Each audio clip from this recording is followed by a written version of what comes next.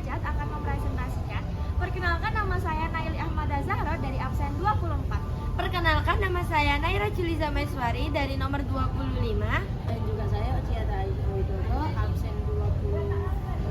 Saya Audelia Nirmala, nomor absen 27. Sunan Derajat atau Sayyid Raden Qasim adalah salah satu sunan dari 9 Sunan Wali Songo.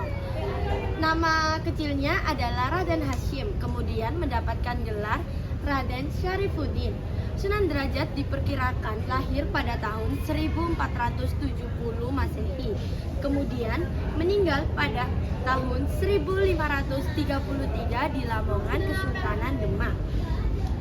Dia adalah putra dari Sunan Ampel yang dikenal karena kecerdasannya. Ia juga saudara dari Sunan Bonang. Di sini saya akan menjelaskan tentang metode dakwah. Yang pertama yaitu ada seni suluk.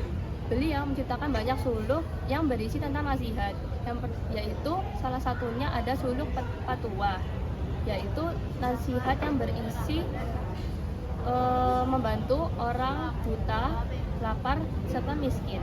Yang kedua ada tembang pangkur, yaitu beliau menggunakan lagu Jawa sebagai sarana berdakwah, yaitu tembang pangkur.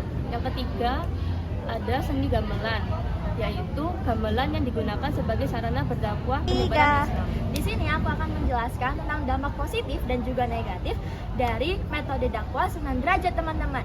Yang pertama ada sisi positifnya, karena Sunan Derajat ini itu memiliki prinsip isi perutnya dulu baru rohaninya, yang dimana Sunan Derajat ini itu bukan menyebarkan Islam hanya dengan ceramah doang atau bahasa zaman sekarangnya yaitu omdo doang, teman-teman.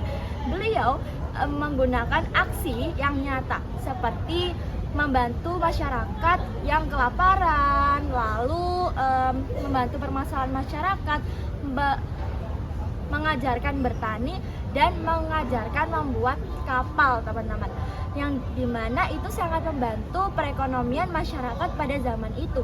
Dan juga terlebih lagi kan Sunan Derajat ini itu menyebarkan Islam melalui gamelan dan juga musik, yang dimana itu tuh sangat disukai oleh anak-anak zaman itu. Jadi penyebaran Sunan Derajat itu sangat mudah diterima oleh masyarakat setempat, dan juga hasilnya apa? Hasilnya orang-orang bisa masuk ke Islam secara sukarela tanpa adanya paksaan. Namun pas dari adanya sisi positif, pasti ada tantangan, guys, di dalam metode dari Sunan Derajat ini sendiri, yaitu sisi negatif. Karena Sunan Derajat ini itu kan terlalu santai ya orangnya. Jadi masyarakat itu tetap mempercayai dan belum bisa move on dari budaya-budaya mistis mereka yang dulu, yang sebelum mereka itu masuk ke dalam Islam. Dan juga Sunan Derajat ini kan mementingkan interaksi sosial dan juga kebutuhan masyarakat setempat, sampai-sampai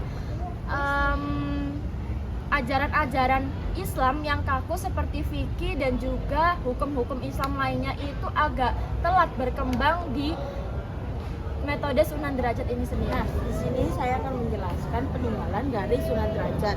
Nah, peninggalan sendiri, ia meninggalkan 3, ada artefak di Museum Sunan Derajat. Setelah itu ada kesenian dan dakwah, dan yang terakhir ada situs sejarah.